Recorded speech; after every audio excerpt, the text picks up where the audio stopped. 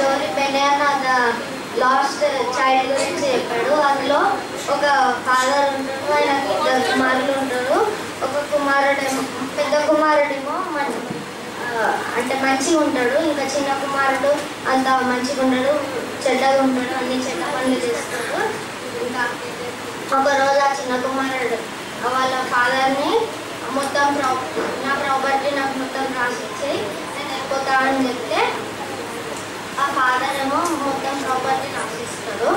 అయితే వెళ్ళిపోయి అన్ని చెడ్డ పనులు చేస్తాడు. ఆయన మనీ మొత్తం వేస్ట్ చేసుకుంటాడు. మనీ మొత్తం అయిపోయిన తర్వాత కొన్ని రోజులు అడుక్కుంటే పనికిరాదని ఒక జాబ్ వెతుక్కుంటాడు.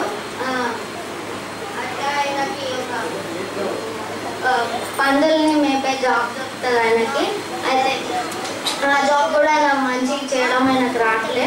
అయితే లాస్ట్కి పందులు తినే పొట్టును కూడా తిందామనుకున్నాడు, కానీ ఆ పందులు అలౌ చేయలే. అయితే పశ్చాత్తాపడి మళ్ళీ వాళ్ళ ఫాదర్ దగ్గరికి వెళ్తే ఆ ఫాదర్ కొడుకు అనుకుంటాడు, ఫాదర్ నన్ను కొట్టి మళ్ళీ వెనకాలకు పంపించేస్తాడేమో, అట్లీస్ట్ ఆయన దగ్గర సర్వెంట్ లాగానైనా పనిచేద్దామని అనుకొని వెళ్తాడు.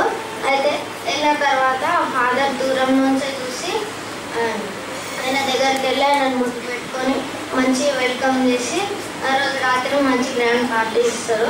స్టోరీ మోరల్ ఏంటంటే ఈ ఫాదర్ లాగానే మన ఎవరి ఫాదర్ కూడా మనల్ని దీనికంటే 10 times ఎక్కువ ప్రేమిస్తాడు అంతే.